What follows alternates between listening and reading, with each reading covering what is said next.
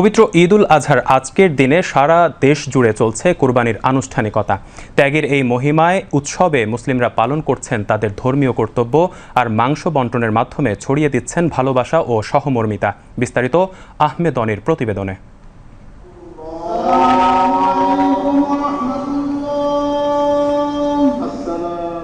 দেশ জুড়ে উৎসবমুখর পরিবেশে উদযাপিত হচ্ছে মুসলিম উম্মার অন্যতম ধর্মীয় উৎসব পবিত্র ঈদ উল আজহা।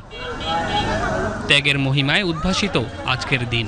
সকালে ঈদের নামাজ আদায়ের পর থেকেই শুরু হয়েছে কোরবানির আনুষ্ঠানিকতা। ত্যাগের বিনিময়ে যে কোরবানি করছি আমরা বাংলাদেশে মানুষ, এই ত্যাগের মহিমা যেন সবখানে ছড়িয়ে পড়ে এবং গরু কোরবানিটা আসল না, এর যে মাহাত্ম্যটা আমরা যেন সবাই উপলব্ধি করি।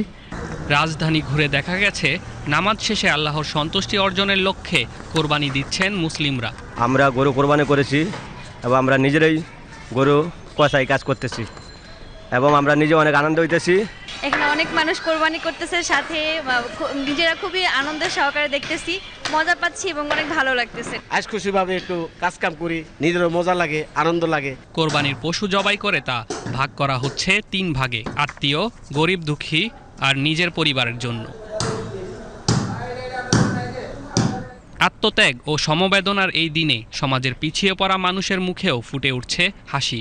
কোরবানির মাংস বন্টনের মাধ্যমে গড়ে উঠছে সহানুভূতির সেতুবন্ধন। অপরদিকে পশু জবাইয়ের পর সিটি কর্পোরেশনের পক্ষ থেকে চলছে পরিচ্ছন্নতা অভিযান। সরকারকে ধন্যবাদ দিচ্ছি পরিষ্কার পরিচ্ছন্নতার জন্য। আহমেদ অনি, বিটিভি নিউজ।